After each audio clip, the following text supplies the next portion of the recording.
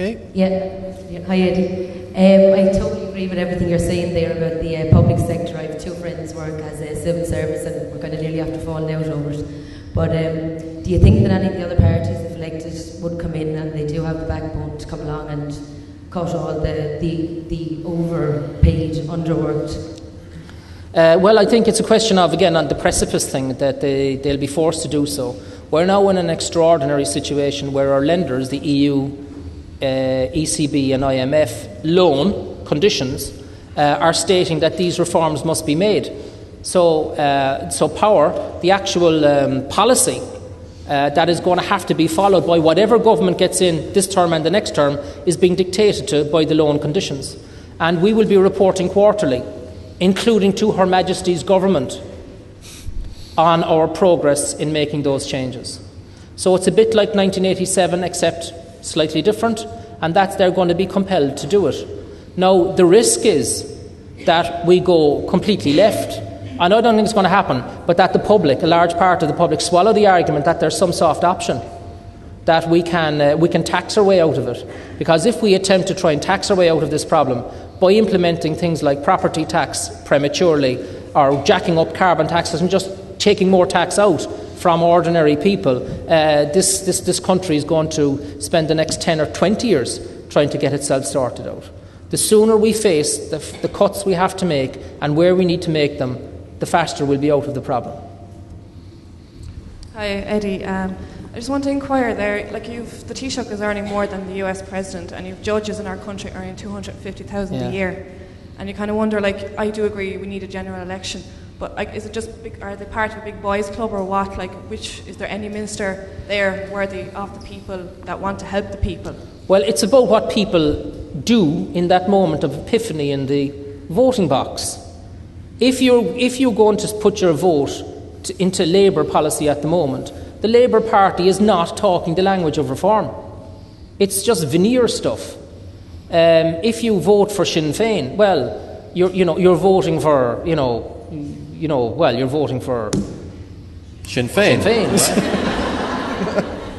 In the last election, I ran a television programme with Matt Cooper on TV3.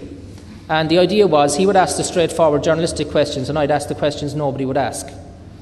And Bertie Ahern wouldn't be interviewed, refused to be interviewed because of the Rip-Off Republic stuff. And Gerry Adams wouldn't want to come on because it was economics and that wasn't his area. He just believed in rights. Everybody should have a right to this and a right to that. Doesn't matter how you fund it. So they put in Caoimhín Ó Caoláin.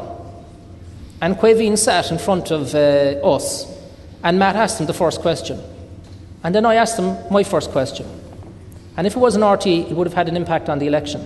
And I said, Caoimhín, because there was a possibility, Caoimhín, you're no Taoiseach. Just close your eyes, or you're no Taoiseach. Just close your eyes and picture you're inside in that lovely mahogany panelled room that you've seen on the television.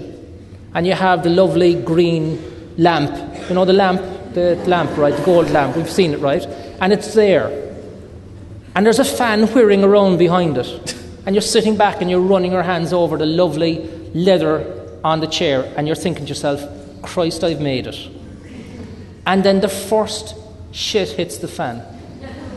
Right? And I said, Caoimhín, do you A, pick up the green phone first and dial Gerry, or B, pick up the red phone and dial the Taoiseach, leader of this country? And Caoimhín said, I'd pick up the green phone and dial Gerry. And I said, in other words, you're going to ring up and get your instructions from a politician in another country. And he said, yes. And then I asked him about their economic policy, because there wasn't any. I'd read all the manifestos. And I said, did you write that in the back of a high-ass van coming down from the north? And he laughed, because it was probably pretty close to the truth. Now, this time around, they have an economic policy, but it makes no sense. It's about being in Europe or taking on Europe, leaving Europe. It's about taxing the wealthy. Anybody earning more than 100 grand a year, just tax them. And if they don't like it, just take the assets off them. Right? But that's not going to work. So your question is, who's going to do it? Well, I don't know is the answer. I don't know what's going to happen in this election. All I know is that if people think that there is a way you can get out of this by not addressing the cuts that are necessary, it's not going to work. The ideal situation, probably, and I'm not a member of any political party, it's not going to happen, would be to have single party government next time round, and there's only one party capable of doing that, and that's Fine Gael. Now, would they make a hames of it? I don't know. The likely outcome, of course, will be a Fine Gael Labour mix, but the ideal situation there, if that's going to happen, is that it's much bigger on the Fine Gael side and much smaller on the Labour side. If it's equally balanced, if we get this nonsense of a rotating Taoiseach and all the rest of it, like the government won't last a year or two, and we'll be back into another electoral cycle pretty quickly. Pardon? Yeah, exactly. Well, look, I also think that this idea of the wipeout of Fianna Fáil is overstated. So you may end up with a Fianna Fáil Fine Gael mix. We just don't know. Well, that is a problem. Yeah. Okay, lads. One final question, because people need to get to buses. Can I just make one point on that, though? We have this thing in Ireland of thinking about personalities. We're looking for a Daniel O'Connell type, Charles Stuart Parnell type character. That's all old nonsense, right? The facts are that the Taoiseach of any cabinet, the leader of the cabinet, is just the chairman.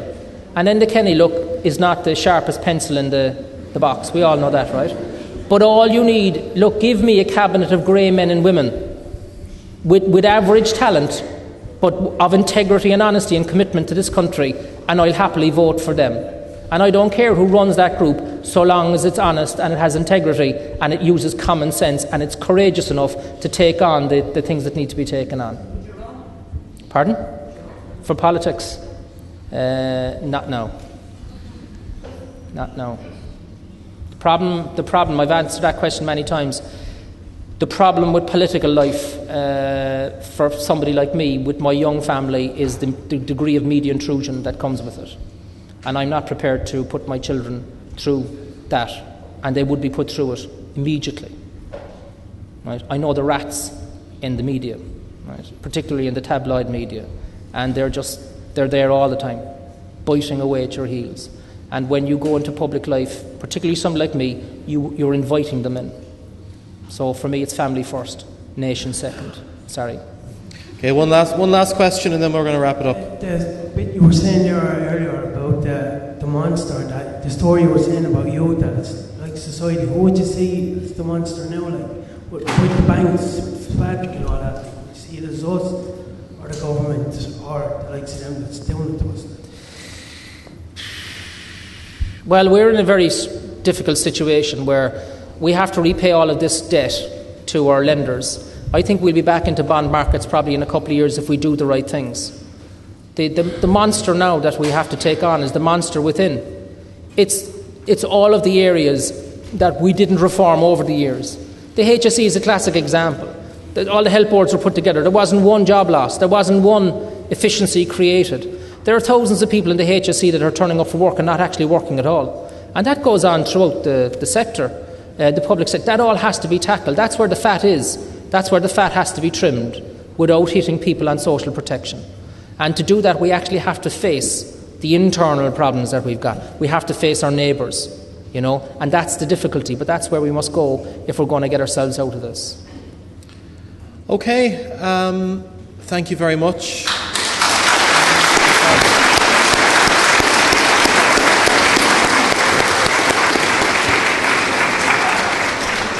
Thanks very much for listening, and we'll see you again. Thanks to Eddie for being here.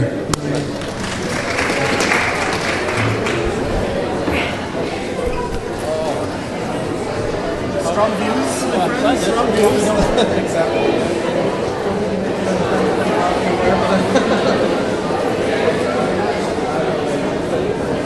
So, expect a bash